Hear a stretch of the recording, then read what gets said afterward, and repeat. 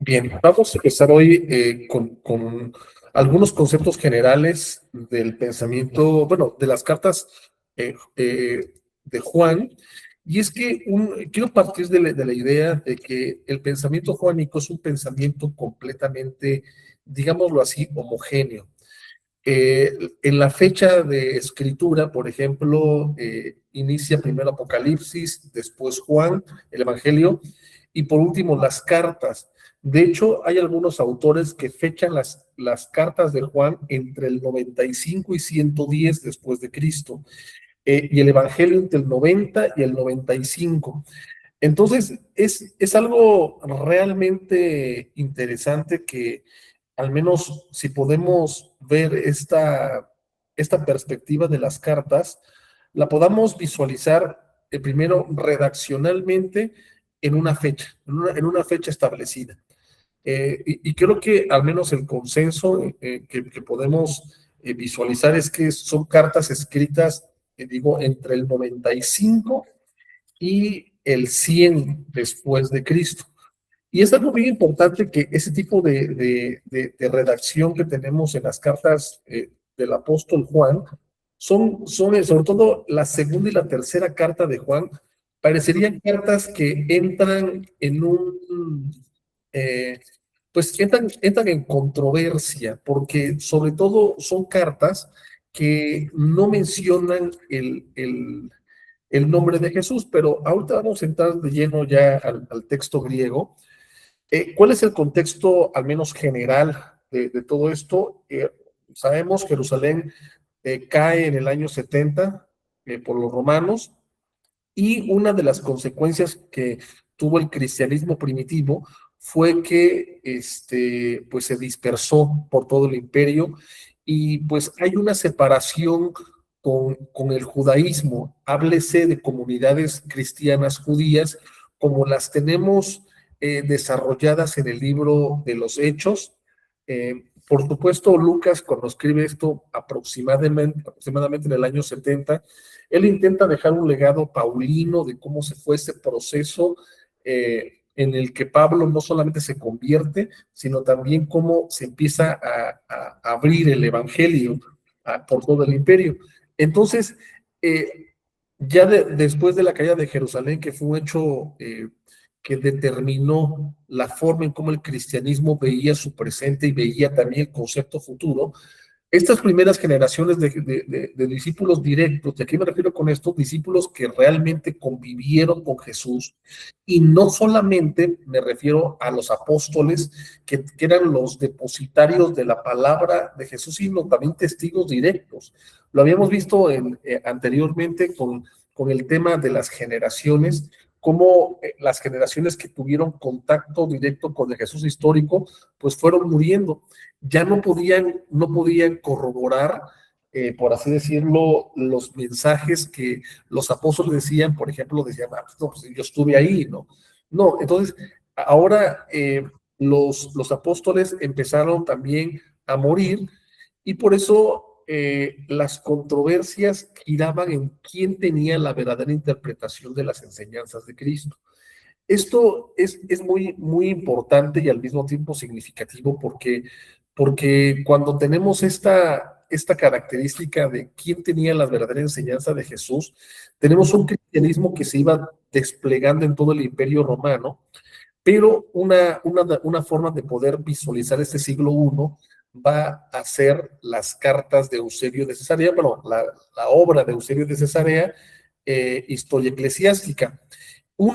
Y en cuanto al pensamiento juanino, en cuanto al desarrollo de las cartas y las comunidades juánicas, Eusebio e Ireneo de León, también Justino Mártir, mencionan que después de que Juan sale de la isla de Patmos, regresa a Éfeso, que es una de las ciudades o un centro cultural muy, muy importante pues del mundo antiguo, una sociedad grecorromana.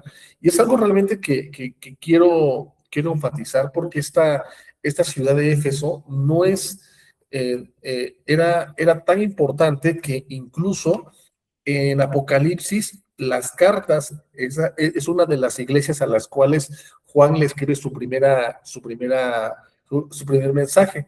Las iglesias que están mencionadas en Apocalipsis son las iglesias que se conocen como Asia Menor en el actual país de Turquía.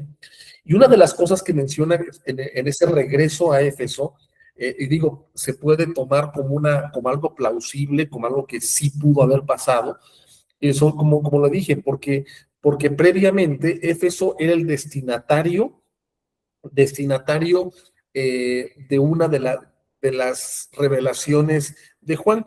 Pero lo más importante es que en este centro cultural, pues si me permiten ponérselos en el mapa, había una influencia griega total, o sea, una influencia griega total.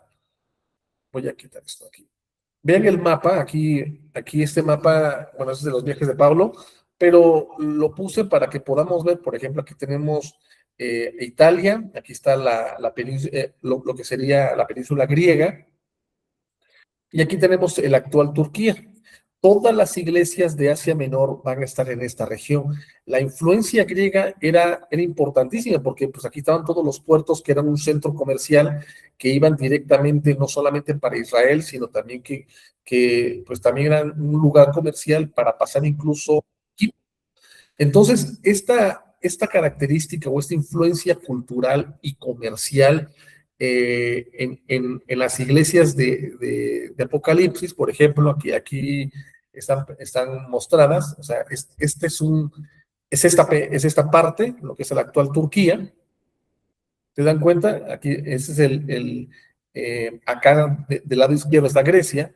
Vean, las 7 iglesias están pues en contacto con los puertos literalmente comerciales, pero puntualmente Éfeso era una ciudad portuaria, está aquí, una ciudad con gran influencia, lo repito, religiosa, cultural, filosófica griega, y en Éfeso había una influencia pues también que tuviera que desarrollar un lenguaje que se amoldara con el uso del griego a nivel no solamente en la península griega, sino también en todo lo que sería el Imperio Romano. Y es que el uso de la koiné o del griego koiné era algo importantísimo porque el koiné fue una evolución directa del clásico, pero con incorporaciones de neologismos de diferentes lugares. Por ejemplo, hay autores, por ejemplo, en el texto que estoy ahorita editando sobre la Septuaginta, hablan que el griego, por ejemplo, cuando se traduce el Antiguo Testamento del hebreo al griego, 2 siglos antes de Cristo, ya tenía influencias también del egipcio, tenía influencias de culturas que estaban circundando, en este caso, todo lo que sería la ciudad de Alejandría. Entonces, el uso del griego era primero un punto importante que también permitía el comercio, pero también era un punto para poder desarrollar no solamente contratos, eh, sino también testimoniales o narraciones que pudieran ser entendidas en todas estas ciudades pesqueras. Una de las formas en las que, por ejemplo, podemos entender esa forma puntual en la que Juan está escribiendo es el uso de la primera persona del plural en griego. En el capítulo 1 lo vamos a tener, por ejemplo, con el inicio, con el uso del tiempo perfecto. Aquí lo tenemos a que coamen, que lo traduje aquí como que lo hemos, literalmente como hemos escuchado, o por ejemplo, georácamen se puede traducir también, lo cambié de color, como hemos visto. Aquí, teasámetha, este es un verbo muy bueno, que es lo que miramos. Y se dan cuenta, son verbos en primera persona del plural. Perdón, Luis, ¿podrías compartir tu pantalla, por favor? Ah, no, no, No, no la pantalla. no te estamos viendo. Gracias, perdón, gracias por compartir, por mencionar eso. A ver, aquí está, ¿no? Aquí, por ejemplo, lo decía en el versículo 1, eh, esta palabra, a que coamen, lo traduce como hemos escuchado, está en tiempo perfecto, o georácamen, hemos visto. Etheasámetha, miramos. Y también aquí está Epselafesan, literalmente palparon. Pero, bueno, este no está en la primera persona del plural, pero ahorita lo vamos a ver, este verbo en auristo. Pero vean, las implicaciones de la narración en primera persona del plural. Déjenme quitar no. Entonces, ¿qué quiere decir? Que hay no solamente un sujeto narrativo, sino que tácitamente es un grupo o una comunidad que respalda dicha narración. El uso de la primera persona del plural en el prólogo, que es del versículo 1 hasta el versículo 4, nos va mostrando que cuál es la autoridad o cuál es lo que la comunidad tácita, sintáctica, narrativa del apóstol Juan al escribir eso, lo respalda. Y es que, por ejemplo, usamos en el 4, vean, aquí tenemos grafomen, escribimos, y vean también en este caso el uso del nosotros, ¿no? Escribimos nosotros. Siempre hay tácitamente un grupo sintáctico que es Juan y un grupo más, ¿no? Y vuelven en el versículo 3, Georácame. Entonces, lo que hemos visto, vean, hemos visto, Akekoame, lo que hemos escuchado. Esta característica nos muestra, en primer lugar, como dije ahorita, que sí, hay un grupo que tácitamente está siendo utilizado como un punto de autoridad y al mismo tiempo se dirige a una comunidad que entendía que esa autoridad era la plataforma para reflexionar acerca de la palabra apostólica. Y esto es realmente muy importante porque si nos vamos incluso al capítulo 4, y es que lo vamos a ver con mucho detenimiento más adelante, pero por ejemplo desde el versículo 18, que está en el capítulo 2, versículo 18, y ahorita vamos a ver algunas cuestiones generales de la carta, ¿no? 2:18. Aquí, por ejemplo, es un punto de aparte, vean el uso de esa palabra, ¿no? Paidía, hijitos, niñitos. Hay muchos anticristos. Este sustantivo, anticristos o anticristos, lo va a seguir ocupando como como un punto de separación con la primera persona del plural, que es el apóstol Juan y un grupo, ¿no? El grupo apostólico. Por eso es si lo puedo mencionar, es una primera persona del plural que se contrapone con una enseñanza que se estaba gestando en esta comunidad juánica. Me atrevo a pensar que la comunidad que está leyendo las cartas de Juan es la comunidad de Éfeso. Bueno, por lo que vimos en la tradición de Eusebio de Cesarea. Y es por eso que en el versículo 22, que está en la página 6, habla de quién es el mentiroso, el que miente, ¿no? Sino el que niega que Jesús es el Cristo. Y hasta aquí podría ser que este mentiroso que niega esta cuestión cristológica del Mesías, ya la palabra Cristo es muy interesante que no tiene tanto la carga del Mesías judío, porque recordemos que Éfeso como una comunidad, como una ciudad con gran influencia griega, ya la palabra Christos empezaba a tener connotaciones cósmicas sinónimas a el concepto de divinidad de Dios. Jesucristo es Dios. Por eso hasta el final de la carta lo tenemos en el versículo 20. Está en la página. Vamos a ver, ahí estoy. Vamos a ver algunas generalidades, ¿no? 4. En el capítulo 5, versículo 20.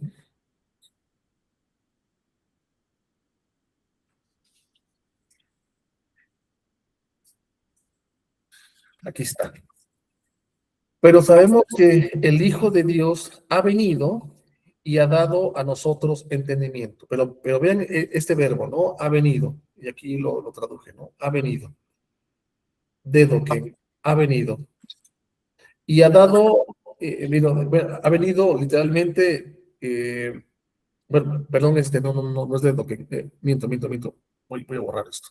No es Dedoken, es Hekei, ha venido. Hekei es venido y ha dado, aquí está, ahí sí, ha dado, que está en primera persona del plural, ha dado a nosotros. ¿Quién es nosotros? Aquí ya se refiere a Juan y a la comunidad, entendimiento para que conozcamos al verdadero. Y estamos, vean, la primera persona del plural, en el verdadero, en el Hijo del Jesucristo. Este es el verdadero Dios, aquí está, verdadero Dios y vida eterna. Pero para llegar a este punto, ya desarrolló desde el capítulo 4 la idea de que del mentiroso, está en el capítulo 4, que niega que Jesucristo es, en este caso, está en el 2:22, ¿quién es el mentiroso? Sino el que niega que Jesús es el Cristo. Dice, este es el anticristo. Entonces, estos mentirosos que en la carta lo vamos a ver recurrentemente, contraponiendo a Juan su enseñanza apostólica en primera persona del plural, que podemos entenderla primero en el prólogo, Juan y los apóstoles, Juan y toda una tradición cristológica. Esa es la primera persona del plural. Cuando se contrapone esa enseñanza con la de los mentirosos, podemos entender que había algún tipo de maestros que se estaban involucrando en Éfeso, en la iglesia de Éfeso y en las comunidades juánicas. Y esto nos permitiría arrojar algo de luz a Apocalipsis capítulo 2, versículo 6, cuando dice, pero tienes tú a tu favor que aborreces las prácticas de los nicolaitas. Y esto es algo muy interesante porque los nicolaitas podían entenderse como una distorsión de la doctrina apostólica, en este caso que se estaba gestando en un centro cultural como Éfeso, donde se negaba la divinidad de Jesucristo y una divinidad que estaba ligada directamente con su mesianidad. Los judíos en Éfeso tenían que ser primero esa tradición, pero esa separación de una tradición eminentemente judía que no decía nada hacia la cultura grecorromana en boga en la ciudad de Éfeso. Y es que en Apocalipsis versículo 15 también tenemos que en Pérgamo, otra ciudad costera, tenemos nuevamente, pero Pérgamo toleraba la doctrina de los nicolaitas. Digo, podría ser un punto de partida para que esos anticristos de la primera carta de Juan, que son a su vez mentirosos porque negaban la mesianidad de Jesús, y de hecho, puntualmente en el capítulo 4, versículo 2, dice, en esto conocéis el Espíritu de Dios. Todo espíritu, el que no confiesa que Jesucristo en carne ha venido de Dios, eh, sí, de Dios es. Pero todo espíritu que confiesa que Jesucristo en carne ha venido de Dios es. Y todo espíritu que no confiesa a Jesucristo de Dios no es. Entonces, una de las características que tenemos es que negar la encarnación, y esto calza perfectamente con la doctrina mistérica y con la influencia griega. Puntualmente, el platonismo mira el cuerpo como una exacerbación que tiene que ser controlado. De hecho, en los diálogos de Platón, si los clasificamos en diálogos de juventud y diálogos de madurez, tenemos que en los diálogos de madurez, como en el banquete, tenemos el concepto de amor uno de los conceptos de amor es el que se manifiesta en el deseo. En el diálogo, por ejemplo, tenemos a un joven mancebo llamado Alcibiades que se sienta junto a Sócrates y a Sócrates se exacerba, o sea, tiene una erección ahí, literalmente, ese es el eufemismo que maneja Platón a través de su maestro. Entonces, también en otros diálogos, el tema del cuerpo es algo que tiene que ser refrenado mediante los deseos. El hecho de que Dios se haga cuerpo o que Cristo se haga cuerpo como Dios, entonces suena algo chocante. Y es por eso que se puede visualizar en la carta de Juan que había doctrinas que negaban por la influencia griega esa encarnación de Dios. Y es que pues era algo indigno de Dios. Por eso ese tipo de maestros o ese discernimiento de espíritus, que lo vamos a ver con calma cuando lleguemos al capítulo 4, chocaba directamente con el apóstol Juan y la doctrina que el grupo apostólico junto con él estaban predicando. Pero lo interesante es que esta problemática se estaba dando en las comunidades juánicas, donde una comunidad con influencias también grecorromanas, puntualmente griegas, estaban enfrentando una problemática de cómo poder comprender mejor la doctrina que estaban recibiendo mediante los apóstoles. Por esa razón, repito, que puede ser que el tema de los nicolaitas vaya por ahí, vaya por el hecho de negar esa encarnación de Dios, vaya por el hecho de negar que Dios toma forma y toma cuerpo en la persona de Jesucristo. Pero en las comunidades juánicas, como lo dije ahorita, el concepto Cristos como Mesías está empezando a ligarse directamente al concepto divinidad. Por eso Jesús como Dios es Jesucristo. Y de hecho lo podemos ver en la página, al final del estamos en el capítulo 5, versículo, permítame, aquí estoy, 5, versículo 20. Entonces, ¿por qué lo perdí? Permítame. Si lo pueden ver en el 5:20, que digo, voy a poner, creo que es más fácil manejar el texto griego y ya lo pueden cotejar. Bueno, lo podemos cotejar así. 3.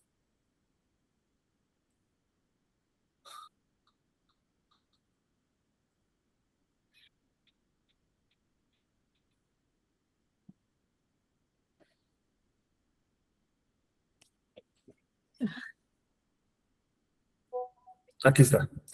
Ay, por fin. Comparto pantalla. En el 5:20 tenemos dice, y estamos en el verdadero, es en la página 18, en el Hijo de Él, pero va, ¿cómo tenemos ya aquí ligado Jesucristo? Jesucristo. Ya la palabra Cristo, y sobre todo en las comunidades juánicas, era un indicativo no solamente de la humanidad, sino de la divinidad mezclados en un solo nombre. Dice, ya tenemos este pronombre en griego, quiere decir Jesucristo, no Jesús solamente, ni solo Cristo, Jesucristo, este es el verdadero Dios. Por eso ya el término Cristos tenía una connotación de divinidad. Ya en las comunidades juánicas teníamos esta perspectiva de que fuera algo más que tenía que ser reflexionado, y por esta razón, he ahí que muchos entraban en conflicto directo, cómo entender que Dios tome cuerpo, cómo puede ser que Dios tome forma. Y es que eran comunidades, lo repito, con influencia griega. Entonces, la primera carta de Juan se podría resumir no solamente en una respuesta de la iglesia a los retos intelectuales que tenían en su momento, sino la forma en cómo poder conceptualizar la unidad de la iglesia y el seguimiento de la doctrina apostólica ante maestros que pretendían, bien o mal, defender la pureza de Dios, negando la encarnación de Dios en el mundo. Por eso, esa es una de las premisas que tenemos en la primera carta de Juan.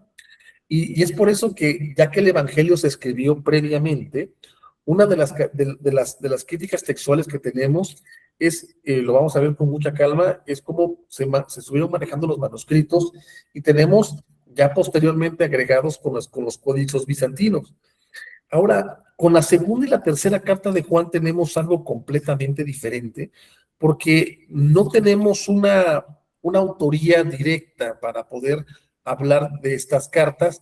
De hecho, fueron escritas posteriormente porque aquí el autor se presenta como el presbúteros, es decir, el anciano, en la segunda carta de Juan. ¿Y a quién? A la curia, a la señora. Una de las características que pues podemos decir por qué esta carta entró en el canon, y es que una de las connotaciones narrativas en la sintaxis griega o en la forma de escritura griega que utilizó el apóstol fue el uso de la metáfora. Y aquí tenemos una herencia o un vestigio, lo que había escrito en Apocalipsis. No, en el siglo I ya había habido escritos donde se habla de la iglesia como una señora, por ejemplo, en el Pastor de Hermas. Entonces, se habla metafóricamente de esta señora y se habla, por ejemplo, en el versículo 7, que está en la página 20, habla de los engañadores, planoi, o de los mentirosos. Aquí lo traduje como mentirosos, pero también se puede traducir como engañadores, los que mienten deliberadamente. Mira, ¿qué dice? Salieron, y vean la preposición, eis. No, o sea, no vienen del mundo a la iglesia, no. Salieron de la iglesia, eis hacia el mundo, hacia el mundo. Entonces, hay muchos engañadores, o sea, y por eso podemos reflexionar que el engaño radicaba cuando se incorporó eh, ese aislamiento de la doctrina apostólica, dejándose llevar por la cultura. ¿De dónde salen los engañadores? De la iglesia, de nosotros. ¿Qué pasa? Los que, en este caso, los que no confiesan a Jesucristo viniendo en carne. La misma herejía, un Dios que toma forma de cuerpo o que toma carne, era imposible en una ciudad con influencias griegas. Es completamente imposible. Y por eso el cristianismo entró en un choque directo con esta percepción cultural, con esta percepción filosófica, y sobre todo por los cultos mistéricos, ¿no? Dice, este es el mentiroso o el engañador y el anticristo. O sea, todos los que no confiesan que Dios se hizo carne. Entonces, lo repito, ¿de dónde salen esos engañadores? De la iglesia. ¿Cómo podemos saberlo? Por la preposición eis, hacia el mundo.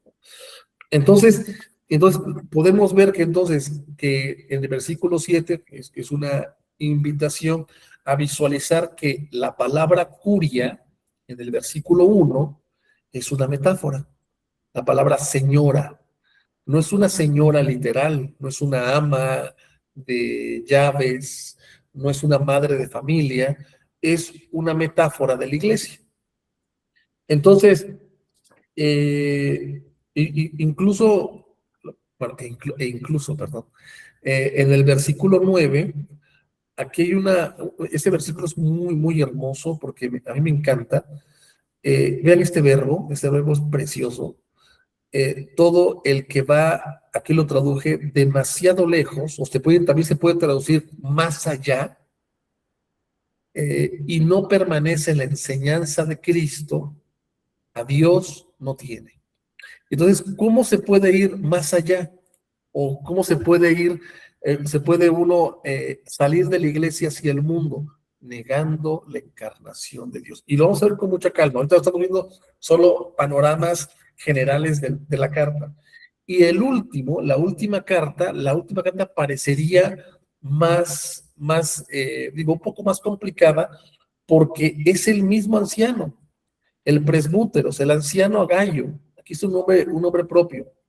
Agallo el amado, al cual yo amo en verdad. Entonces, esta carta siempre se pregunta por qué entró dentro del canon, cuál es el propósito de esta carta. Y es que la narración griega, toda la temática que está utilizando el mismo Presbúteros, que en la carta anterior se habla metafóricamente de la señora, pues ese es el mismo, la misma forma en la que escribe esta tercera cuarta. Entonces, en esta carta, perdón. Y pues aquí tenemos, por ejemplo, el versículo 9, que hay siempre propuesto algo aquí en el versículo 9. Tenemos al famoso Diotrefes,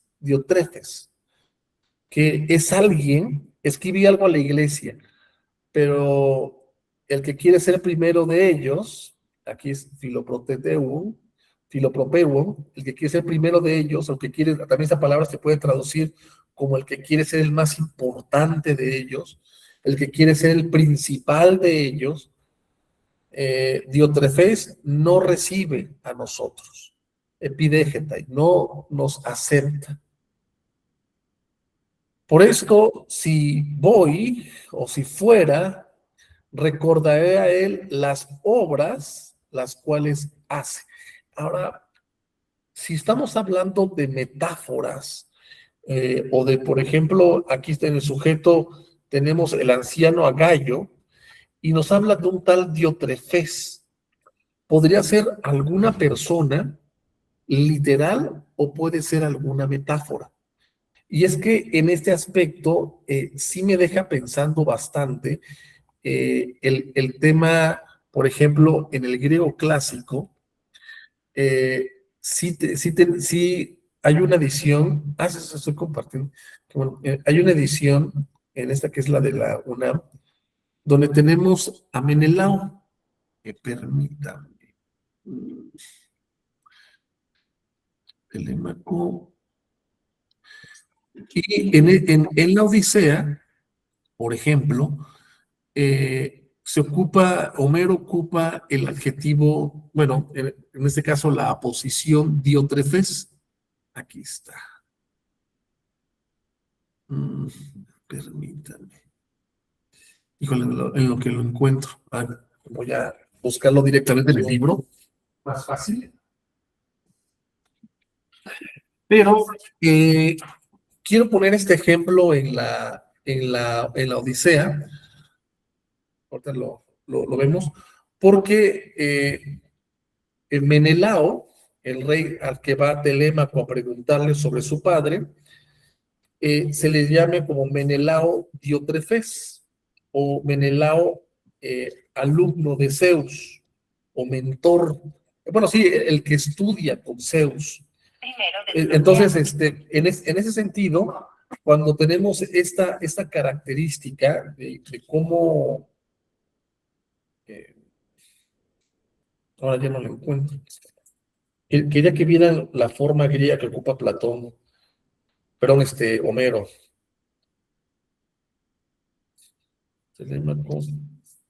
Bueno, ahorita, ¿cómo no la tenía lista? ¿Cómo no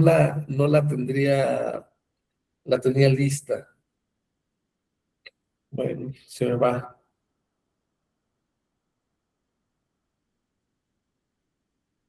El punto es que en Éfeso tenemos, y también, por ejemplo, en Pérgamo, era uno de los cultos más grandes, era el culto a Zeus.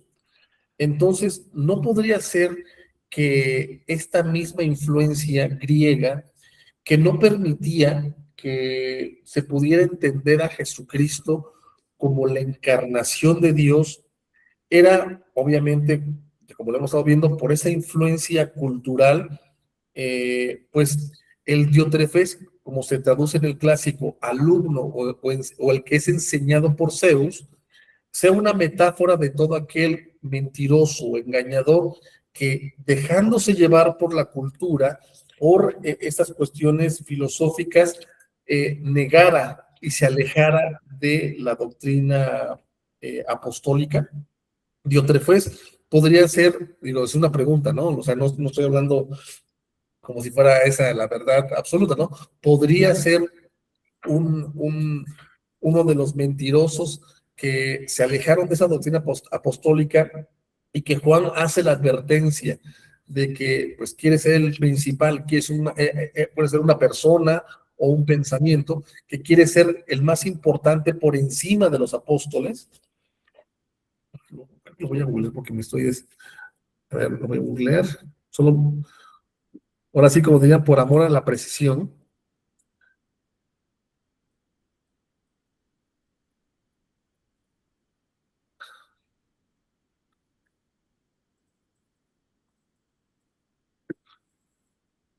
Ah, canto 4.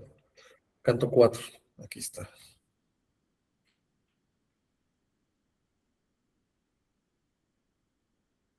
Aquí está, canto 4.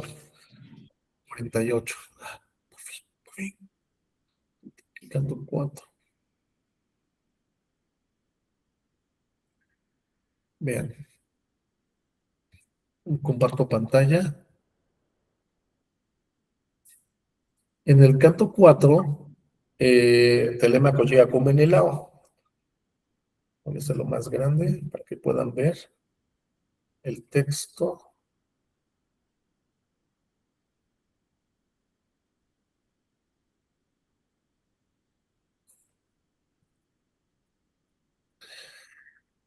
Vean esta parte de aquí abajo. Esta parte de aquí abajo. Bueno, literalmente, sei no detine tode diotrefes o Menelae. Y aquí, pues se puede traducir como, aquí hay dos extranjeros o dos de afuera o dos extraños, o Menelao, Diotrefes, alumno o aprendiz de Zeus. Entonces, vean, es una aposición, Diotrefes, que puede entenderse en ese sentido. Entonces, ¿será posible? Y eso es lo que pregunto, ¿será posible que en la tercera carta de Juan, Diótrefes pueda entenderse también de forma metafórica? Y esto lo menciono porque quiero que veamos que las cartas de Juan no son cartas que puedan entenderse literalmente, y me parece que debe entenderse no solamente como una herencia del contacto que tenía el cristianismo, sino también de la forma en cómo, en este caso, se estaba entendiendo la fe en comunidades que hablaban griego, que tenían una nueva forma de visualizar la tradición judía, pero al mismo tiempo estaban respondiendo a una cultura. Y es por eso que Juan usó perfectamente en el Evangelio la palabra logos. ¿Por qué? Porque ¿a quién le está escribiendo? A estas comunidades que tenían esta influencia griega. Responde, o sea, cuando Juan está escribiendo, como que es como un pensamiento judío que lo pone a la altura del pensamiento, en este caso griego, que era en boga en ese entonces. Y creo que, no sé si hasta aquí me he estado dando a explicar, si hacíamos bien, digo, como un panorama introductorio a las sintaxis y al uso del griego. El uso del griego de Juan es tan sencillo, es muy sencillo, es muy, muy básico. Tenía un maestro del seminario que decía que el griego de Juan era como, como si dijera, como si alguien inculto escribiera, ¿no? Como si dijera dijistes, hablastes. Y pues no, tampoco, ¿no? Pero sí es un uso muy específico para comunidades que están enfrentando retos. Entonces, no sé si hasta ahorita me he dado a explicar con este panorama de las tres cartas de Juan, y que vamos a ir viendo con calma, sobre todo en 8 días, que entremos con el versículo 1, perdón, con el prólogo del versículo 1 al versículo 4.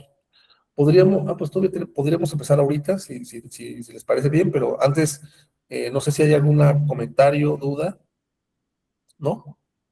¿No? Bueno, entonces, en el capítulo 1, Juan inicia con la misma palabra que inició el Evangelio, el arjés. Pero este arjé, ya lo hemos visto, no hace referencia al arjé de la Septuaginta del inicio del mundo, sino un arjé completamente nuevo o un inicio completamente nuevo. Es el inicio de la predicación.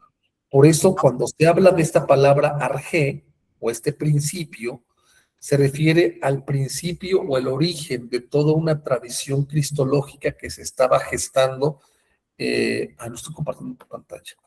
Que estaba gestándose en la cristiandad antigua.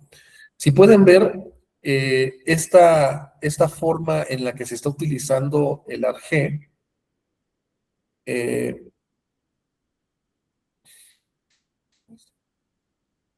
arjé, por eso dice, lo que era desde el principio, lo que era desde el principio. Esta declaración debe entenderse con los verbos. Lo que hemos escuchado con la primera persona del plural, como lo hemos estado viendo, y es entonces nos referimos no solamente a Juan, sino a un cúmulo de personas que con Juan mismo escucharon, vieron y palparon. Aquí hay tres verbos que son esenciales en primera persona del plural. Escuchamos, vimos y en este caso miramos. Entonces, como lo pone en primera persona del plural, hemos escuchado, hemos visto. Y en este caso, sí, hemos visto y miramos, perdón,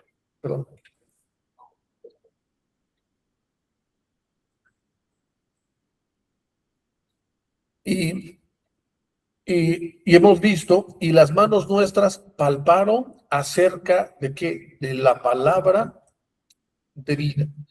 Estas palabras son esenciales porque nos muestran, lo repito, una comunidad de testigos presenciales.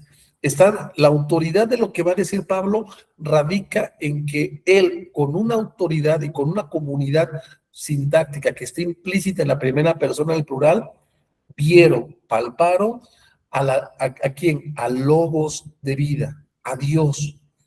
Y ya que lo vamos a ver en el desarrollo de la carta, Jesucristo es la encarnación de Dios, la autoridad de Juan radicaba en que él estuvo con la palabra de vida, con la encarnación de Dios. Y por eso lo que miramos, y de hecho el verbo es de asámeta o teaomai es literal mirar detenidamente.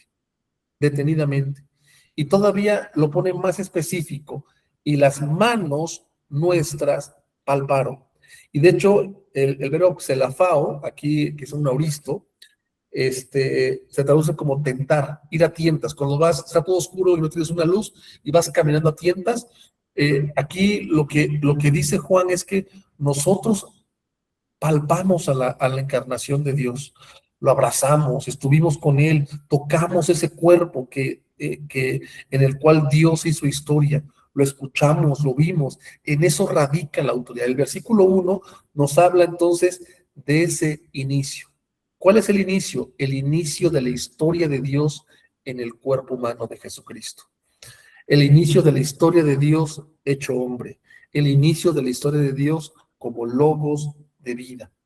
Eso es algo esencial en el versículo 1.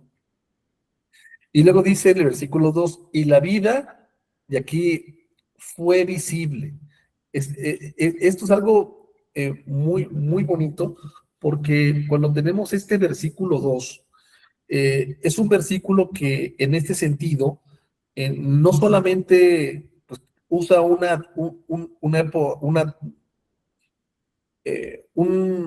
tiempo verbal, llamémoslo así, un tiempo verbal que es el subjuntivo,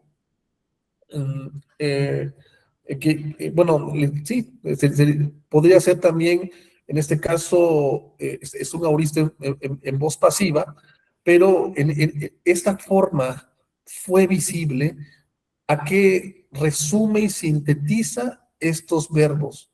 Hemos escuchado, hemos visto y miramos. Hemos escuchado, hemos visto y miramos, se resume aquí, fue visible, fue visible.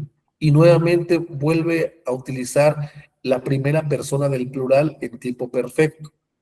Y hemos visto, de hecho es la misma tipo verbal que en el versículo 1, vean, Jehorácamen, Jehorácamen. Y dice, y testificamos, pero ¿por qué dice aquí el verbo testificar? Vamos a poner en verde.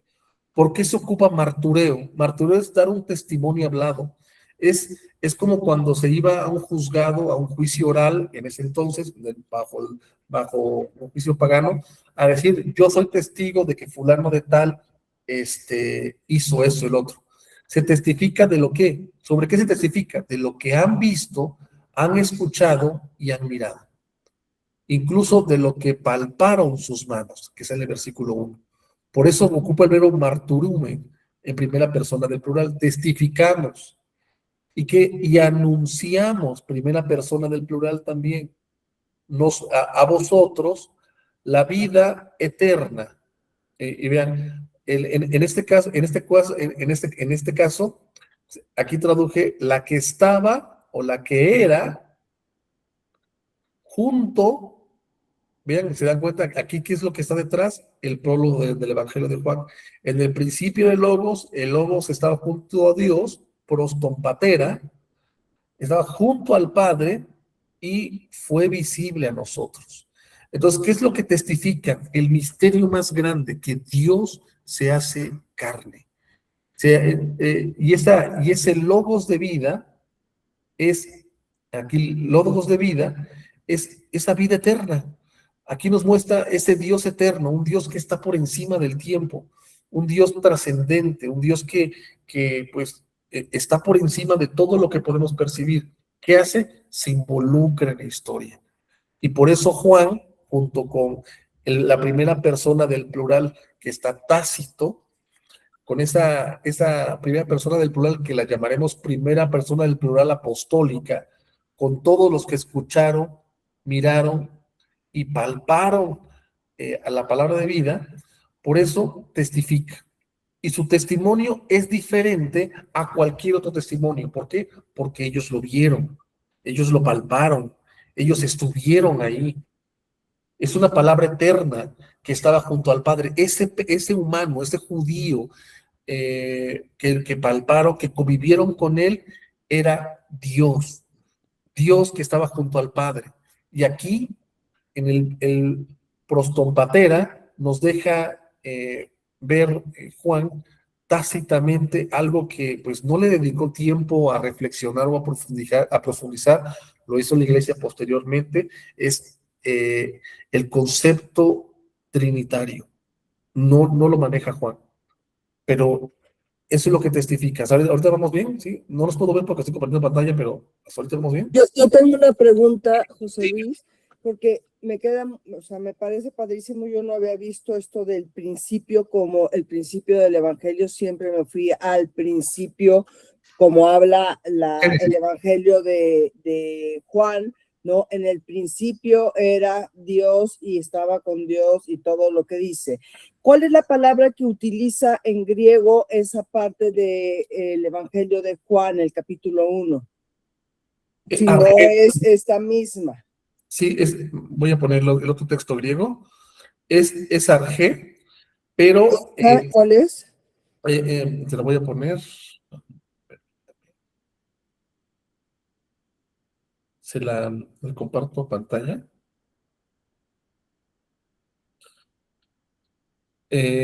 Aquí, como lo vimos en la carta, lo que al principio es la palabra arges. Y en el Evangelio igual pone arge. La diferencia es que aquí pone una preposición previamente. En involucra lugar, tiempo. En, por ejemplo, estamos, bueno, ¿en dónde están ahorita? En sus casas. Y aquí nos habla de un principio. En el principio era o existía el logos. En cambio aquí era lo que era desde el principio, y aquí vuelve a ver ese mismo pronombre, lo que hemos escuchado. Por eso la oración termina en el versículo 1. Y este principio ya no nos remite por esta construcción gramatical a Génesis, sino al inicio de la predicación de Jesús cuando los apóstoles lo conocen, es decir, cuando los llama. Este es un principio diferente, porque lo que está mencionando Juan aquí es el verbo marturumen, que se puede traducir como testificamos. ¿Qué es lo que testifican? Y apangelomen, lo que anuncian. ¿Qué es lo que testifican y anuncian? Lo pongo aquí en verde para que sepan que es la misma. ¿Qué es lo que testifican y anuncian? Lo que escucharon, aquí está, lo que vieron, lo que oyeron y lo que sus manos palparon acerca de que la palabra de vida, una vida eterna, que lo menciona en el versículo 2, que estaba junto al Padre. Y es ahí el misterio más grande en la comunidad de Éfeso con influencias griegas, el hecho de que Dios se hace hombre. Dios tiene cuerpo, Dios tiene esta forma visible, que era algo escandaloso en ese entonces. Entonces, por eso este arjé es diferente al arjé del Evangelio de Juan, porque este arjé sí tiene que ver con el inicio del tiempo y se puede corroborar porque en el versículo 3 ya habla de que todo por medio, y el panta es todo por medio de él fue hecho, o llegó a ser literalmente géneto, ¿no? Entonces, este arjé es Génesis 1, y aquí este arjé es el llamamiento de Jesús a los apóstoles. Y por eso es el movimiento apostólico es algo importantísimo. ¿Cuál es la autoridad o en este caso la importancia de este arjé? Pues que ellos convivieron con Dios que toma cuerpo. Y eso es importantísimo. Y por eso inicia así, porque más adelante contrapone su autoridad apostólica con la de los mentirosos, que son anticristos. Si estos tipos que dicen que Dios no tiene cuerpo, ni lo conocieron. Yo lo vi, yo lo escuché, yo lo palpé, yo estuve con él. Ese es el sentido de este primer inicio, en el prólogo. Por eso, no sé si a quién le respondí. Sí. Y otra cosa, Dígame. de los tiempos. Y esta de la vida eterna, yo siempre que lo leía, hablaba, pensaba que era la enseñanza de el perdón, la redención y la vida eterna. Pero aquí estoy entendiendo que la vida eterna se está refiriendo a este capítulo 1 de en el principio, ¿no? O sea, esa vida eterna que ha existido desde el principio del capítulo 1 del Evangelio, ¿no? De hecho, hermana, esta vida eterna, aquí está, mire, vida eterna, lo voy a poner vamos a ponerla en azul. Esta vida eterna es una forma de expresión que tiene como una señalización acerca de la palabra de vida. Esta palabra de vida, o el logos de vida, ¿qué es lo que nos dice Juan en el versículo de Dios? Que existía eternamente, porque dice, testificamos y anunciamos a vosotros que la vida eterna, y vean esto, la que estaba, entonces quiere decir, y aquí tenemos en el verbo ser o estar en imperfecto, la que estaba junto al Padre y fue visible a nosotros. Aquí no es qué es la vida eterna, sino quién es la vida eterna, el logos de vida. Esta vida. Entonces, ¿qué es lo que nos dice aquí Juan? Que era eterno, preexistente. Dios, y aquí sí nos remite directamente al Evangelio. Y el logos, caicon logos, en el principio del logos, y el logos estaba junto a Dios, y Dios era el logos. Aquí está, Dios era el logos. Entonces, ¿qué es lo que nos dice en la primera carta? Que esta vida eterna es el logos de vida que preexistía junto al Padre y fue visible a nosotros. Entonces, no tiene que ver aquí con la vida eterna que tenemos por la fe en Jesucristo, sino que es una forma de referirse a logos, llamémoslo así, una aposición. Juan en el versículo 1 lo repite el mismo sentido en el versículo 2, pero con diferentes palabras. Entonces, esto es algo bueno, al menos digo, se refiere a esa eternidad directamente. No sé si me di a explicar. Sí, sí, sí, sí, para mí perfecto, espero no haya hecho bolas a... Karen, Ángela, ¿qué opinan? ¿Todo bien? Sí, yo nada más quería, tal vez que si podrías aclarar ese punto del llamamiento que dices, el mensaje del llamamiento a los apóstoles, mm, que tú estás aquí relacionándolo con este principio. Sí, O sea, ¿te refieres a su anunciamiento de él mismo como vida o como logos? ¿O a qué te refieres con el llamamiento? no, en este caso, aquí tenemos un pronombre relativo. En griego sería esto. Voy a compartir pantalla.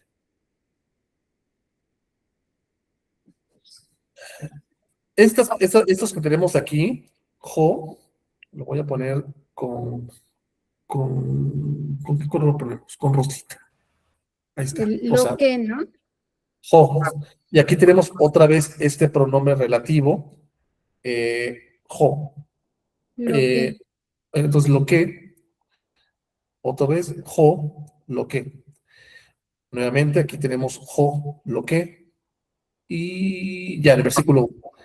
Este pronombre relativo, que está en neutro, sí, lo que nos muestra es que, al menos en español, el neutro lo ocupamos para conceptualizar ideas, pero en griego, aquí se refiere a un algo, a un evento, a una situación, a algo que sucedió en el tiempo, lo que era. O sea, y es algo bien importante que este pronombre relativo en la construcción del prólogo no aparece, sino una preposición. Si aquí he puesto lo que era en el principio, hubiera sido algo más complicado de entender relacionado directamente con Génesis. Pero aquí pues, este pronombre relativo nos muestra un evento donde relaciona principio con estos verbos. Arges, Sí. akekoamen, georácamen y ezazámeta.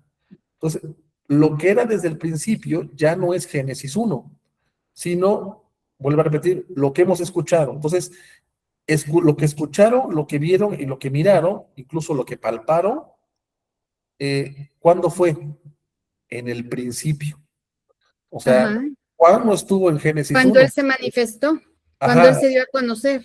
exacto. O sea, Juan no estuvo en Génesis 1, sino que en el principio, ¿qué dice? Acerca, el perí, esta Sí, preposición, acerca de la palabra del de vida. verbo de vida. Entonces, cuando Ujú. tenemos esta preposición con ese genitivo, explica este pronombre relativo. Lo Sí, que era desde el principio, lo que hemos escuchado, visto y mirado, lo que palparon, bueno, y las manos esas palparon, acerca de la palabra de vida, no, entonces esto explica que el pronombre relativo hace que arge no se refiera a Génesis, se refiera al llamado, porque ahí es cuando escucharon, miraron y pues bueno, lo que han visto o miraron y sus manos palparon. En el momento que conocen a Cristo, al Jesús histórico. Entonces, por eso sí, Arge pienso que no se puede referir directamente a Génesis 1. sí. Entonces, lo que está directamente relacionado con el verbo de vida, que fue Con, lo que se manifestó. con la preposición peri tu logu, que está aquí. Peri tu logu, que que está en genitivo. Peri Acerca de. acerca de la palabra de vida. Eh, y, y, y, pues esta es algo que si lo podemos visualizar, eh, recordemos que la palabra peri, en este caso, se puede decir, sí, acerca de, en un periodo de tiempo, alrededor de tal tiempo, o sea, tiene esa connotación, ¿no? De la palabra de vida. Por eso, este peri explica cómo entender este pronombre, lo que. Ya, sí, que finalmente es Jesucristo. Exacto. La palabra de vida es Jesucristo. Es Y Jesucristo. eso fue lo que él dio a conocer cuando vino. O sea, es manifestar lo que también dijo Juan en el Evangelio, pero ya personificado, pues. Pero date cuenta, lo que está enfatizando Juan con esos verbos es el cuerpo. Es el cuerpo. Sí. Lo que está enfatizando es vimos, escuchamos y palpamos. Sí, Es el cuerpo. Eso es lo que quiere enfatizar. El la cuerpo. manifestación física. Exacto, lo físico. Eso es lo que quiere enfatizar en esos versículos. No enfatizas ahorita nada más, ni solo ese cuerpo, y al mismo tiempo un cuerpo, perdón que está quitando compartidos que luego no los veo, el cuerpo, pero este logos no inicia en el cuerpo. ¿Por qué? Porque era eterno. Ya existía antes. Y estaba junto al Padre en el versículo 2. Claro. Y esta eternidad que se hizo cuerpo, vean nuevamente el verbo, fue visible a nosotros. Sí. El verbo faneró se puede traducir como hacer visible. Aquí lo Sí, pongo. lo que era invisible. Sí, pero también se puede traducir como faneró, fue visible, fue revelado, fue manifestado, fue visto. Sí, El verbo faneró tiene esta connotación, ¿no? O sea, literal, apareció. Fue visible, ¿a sí, quién? A nosotros. Nosotros, como testigos. este gemín, es el nosotros implícito en todos estos verbos. Explica lo que sucedió desde que Jesús los llamó, este principio. Este que hemos escuchado, hemos visto. ¿A quién se le apareció? A nosotros, gemín. Los primeros testigos, Por digamos. eso, porque se le aparecieron a ellos, testifican y anuncian. Y su testimonio Que es verdad. tiene un respaldo porque ellos conocieron y palparon ese cuerpo. Y eso es el punto con esto. Es el punto. Sí. Entonces, contrarrestar también las ideas de los anticristos, ¿no? O sea, que ellos hasta ahorita todavía no. Ahorita solamente Juan, hasta ahorita es el versículo 2, solamente está enfatizando están sentando la base. el cuerpo. Eso es lo que quiere enfatizar, el cuerpo. El cuerpo, un cuerpo que inicia, sí, tiene un inicio, obviamente tiene un inicio porque nace, pero ese logos de vida ya existía. Oye, y estaba perdón, padre. ¿y ese logos de vida no tendría que ir en mayúscula la palabra de la palabra? Bueno, es que en este caso ponerlo en mayúsculas ya sería en este caso una interpretación posterior. En el original griego, o sea, aquí está todo en minúsculas. Incluso en los unciales se escribía en mayúsculas todo, ¿no? Todo el texto. Y pues digo, para mejorar la traducción, se puso en minúsculas todo, digo, para poder ser más. Pero por ejemplo aquí, Jesucristo en el versículo 3, ya lo ponen con mayúsculas, ¿no? Pero hasta ahorita, digo, vamos bien. Hasta ahorita no sé si Ángela quiere mencionar algo. Sí, Sí. creo que el énfasis que hace, y me corriges, el énfasis que quiere hacer Juan al escribir esta carta era de acuerdo a la introducción que tú estabas dando, ¿no? O sea, estos falsos cristos, estos Así es. falsas doctrinas que se estaban dando, el gnosticismo que estaba existiendo tanto en esa época en la que él estaba viviendo, pues que era lo que él tenía que defender, que Cristo sí vino en carne y que Sí, él lo tocó. Entonces era esta introducción, veo yo, que es como esa defensa de yo lo vi, yo lo toqué, yo no estoy hablando mentira. sí, pero ahorita yo les sugiero que, o sea, ahorita lo vimos panorámicamente al inicio. Por el momento, vamos versículo a versículo y vamos construyendo lo que Juan está desarrollando. Por el momento, todo lo que vimos al inicio de las panorámicas de las cartas, vamos poniéndolo momentáneamente a un lado, y solo permítame nada más, digo, con paciencia, terminar el versículo 2 y 3, perdón, el 3 y 4, para terminar el prólogo, porque ya el 5 inicia la primera sección. Y digo, para que también nos terminemos aquí en el 3 y 4, pero ya que tenemos estos verbos, dice nuevamente en el versículo 3, otra vez el pronombre, lo que georácame, es el mismo verbo. Y no solamente el mismo verbo, sino el mismo tiempo verbal. En este caso, en perfecto. Y ojo, el tiempo perfecto implica una acción en el pasado que tiene una repercusión en positiva o negativa en el presente. Por ejemplo, no es lo mismo que yo diga yo corrí que yo diga yo he corrido. Corrí es una acción terminada en el pretérito. Yo he corrido es una acción en el pretérito, pero que tiene una connotación en el presente. Yo he corrido 5 kilómetros. La pregunta es, ¿y ahora corres? Ah, puede que sí, puede que no. Sí, entonces, no sé si me estoy dando a entender.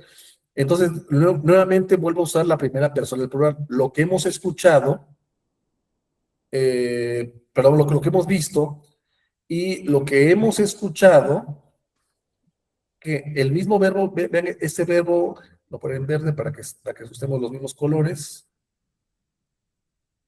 Lo que hemos visto y hemos escuchado, anunciamos, que es este mismo verbo que está aquí en el versículo 2, vean, anunciamos Kaihumín, que es el mismo verbo, que también, perdón, ese mismo pronombre que se utilizó aquí. ¿A quién anunciamos? A vosotros. Para que también vosotros, y vean esta palabra, koinonían, comunión tengáis con nosotros. Entonces, ¿en qué reside la comunión de los creyentes? Y es algo bien importante. Aquí tenemos el principio de la cena del Señor. Tal vez sonará algo muy impuesto, pero la coinonía no es el receso entre el culto, entre la alabanza y todo eso, en que nos comemos los sandwichitos.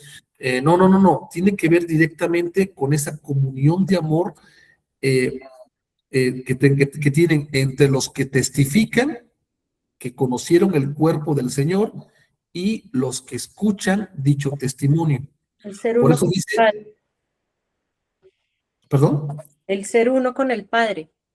No, entre Juan y la comunidad. Pero Por eso ahí dice, involucra, o sea, ahí yo lo que veo es que involucra al Padre y a Cristo con la comunidad, así como tiene que ver, ¿dónde está el así como, perdón? bueno, y nuestra comunión con el Padre y con su Hijo Jesucristo, ¿sí? Para que también Sí, vosotros sí. tengáis comunión con nosotros y nuestra comunión es con el Padre, Ah, sí. con su Hijo. Eso Ahorita, que ahorita vamos Perú, para allá, pero ahorita vean al inicio del versículo 3, ¿no?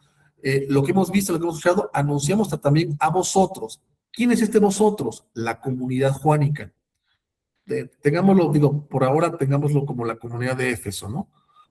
Para que también vosotros o ustedes comunión tengáis con nosotros. Entonces aquí vean la, la diferencia entre el nosotros bueno, aquí yo, perdón, a mí me enseñaron cuando aprendí griego a traducir el vosotros de la segunda persona del plural para poder diferenciar la segunda persona del plural de la tercera, porque si lo traduzco como ustedes, se traduciría exactamente igual la segunda persona del plural con la tercera persona del plural. Entonces, para diferenciarlo, aquí ya se me quedó, ¿no? Es como algo, traducir la segunda como vosotros, así como mi Reina Valera, ¿no? Pero permítanme, al menos en preposiciones, traducirlo así para diferenciar la segunda persona del plural de la tercera. No sé si me di a explicar con eso, ¿no?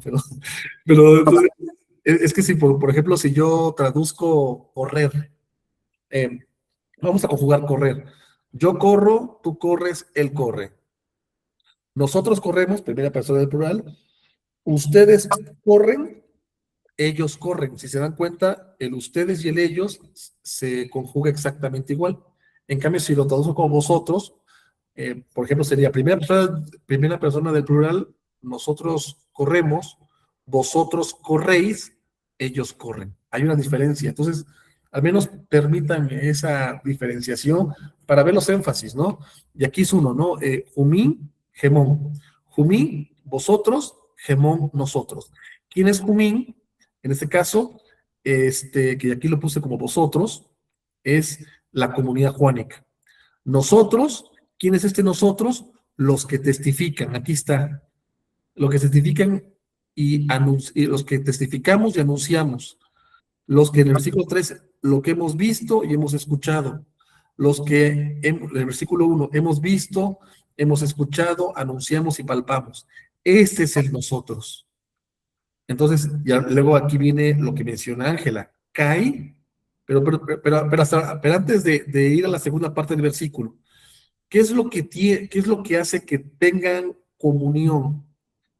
La comunidad juánica de los testigos presenciales del cuerpo de Cristo. ¿Qué es?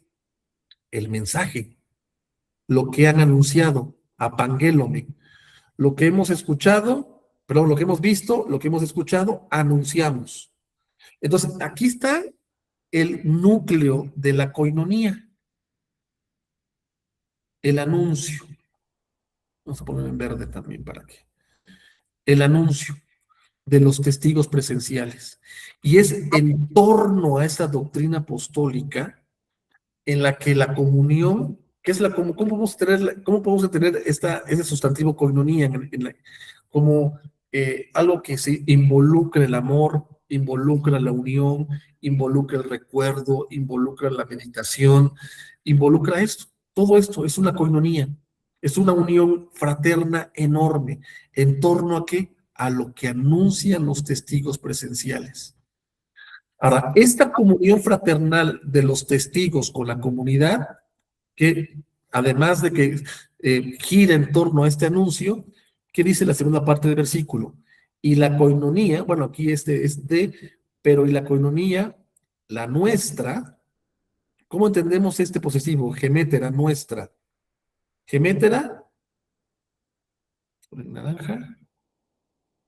Este gemétera se refiere a esta palabra de nosotros, nuestra comunión con el Padre y con el Hijo de él, Jesucristo. Entonces, es algo hermoso porque es una unidad que gira en torno a lo que anuncian sobre el Hijo, pero al girar en esa unidad o en esa comunión sobre el Hijo, que se basa en la palabra apostólica de lo que anuncian, se tiene una comunión con el Padre. Entonces, ¿qué tenemos aquí de trasfondo?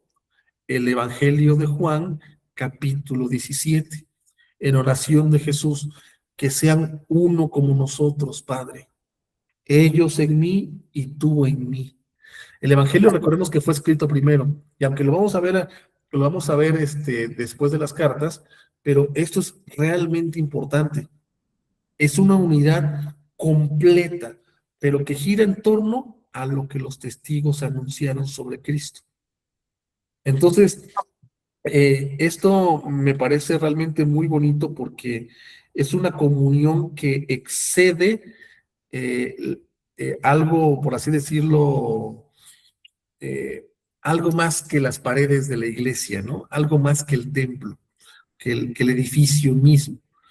Entonces, y continúa el versículo 4, termina el prólogo. Y esto escribimos, primera persona del plural. ¿Quién? El apóstol Juan, junto con todos los testigos presenciales del cuerpo de Cristo. Escribimos nosotros para que la alegría, el gozo, de hecho la palabra jara aquí lo puse como alegría nuestra, literalmente nuestra alegría, pero jara se puede también traducir como gozo, una felicidad, se puede traducir también como sí, estar contentos, ¿no? Literalmente para que la alegría nuestra sea, el verbo ser o estar en subjuntivo, completada o completa. Entonces, ¿por qué vamos a tener alegría? Porque giramos a través de la palabra apostólica. Y aquí me atrevo a pensar que ellos, por supuesto, no tenían la Biblia como lo tenemos nosotros. Entonces, nuestra palabra apostólica gira alrededor de los testimonios de la gente que presenció esa encarnación y que la tenemos contenida en la Escritura. Por eso, la Escritura serían nuestros apóstoles aquí. Y nuestra comunión radicaría en que nos reunimos alrededor de la palabra apostólica a meditarla. Y por eso puedo ver aquí en esta coinonía esa forma de ágape, de recordar la muerte del Señor, recordar lo que los testigos hablaban directamente sobre lo que estaban presenciando, porque lo vieron, lo escucharon, lo palparon.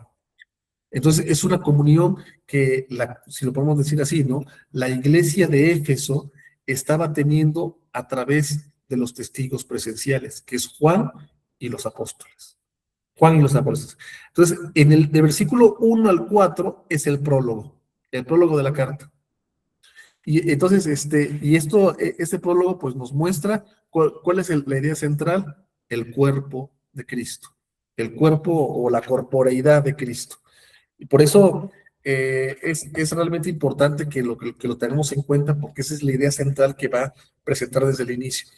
Entonces, no sé si hay algún comentario adicional que quieran mencionar hasta ahorita.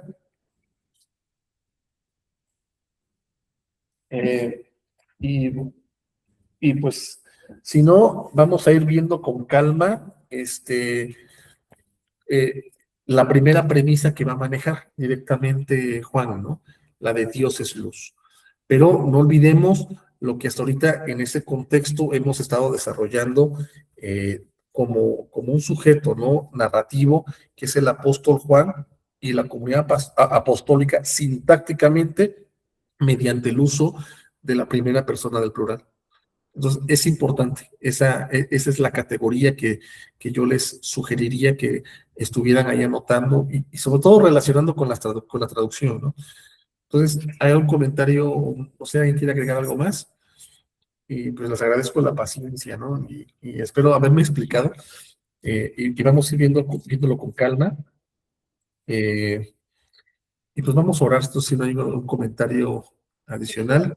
Sí, yo releería esta parte como nosotros tenemos comunión con el Padre, y si ustedes creen en lo que nosotros estamos testificando, tendrán también la comunión con nosotros, ¿no? O sea, me gusta leer, o sea, la idea me cuadra mucho leyéndola de al final hacia arriba, ¿no? Y ustedes van a tener la misma comunión que nosotros tenemos, y esto nos hace muy felices, ¿no? O sea, esa es la idea. Y es que ahí lo vamos a ver directamente más adelante con el concepto ágape. El concepto ágape era, o sea, no era, es algo que involucraba el recordar la cena del Señor, o en este caso la Eucaristía, con el partimiento del pan, pero no involucra necesariamente aquí la fe, porque tácitamente, recordemos que ya son creyentes los que están, en este caso, pues componiendo, o son los que componen la comunidad de Éfeso. Pero aquí el énfasis es la autoridad de Juan como testigo presencial. Ese es el punto. Y autoridad de Juan como testigo presencial, y el cuerpo, el somatos de Cristo. Y ojo que no ocupa la palabra soma, que es cuerpo, ¿eh? Aquí solamente está mencionando el pronombre que le mencioné, lo que. Ese pronombre es vital en ese prólogo. Y lo vamos a ver en 8 días, de versículos 5 al 10, vamos a ver la primera premisa que maneja Juan en la carta, que es el hecho de que Dios es luz. Eso que tiene que ver con lo que venimos hablando, lo vamos a ver en 8 días. Y pues vamos a orar, si no hay otro comentario, ¿no? Vamos a orar y que el Señor nos guíe en esta noche. Señor, gracias porque podemos saber que nuestra fe descansa en la palabra apostólica, que fueron testigos presenciales de tu encarnación.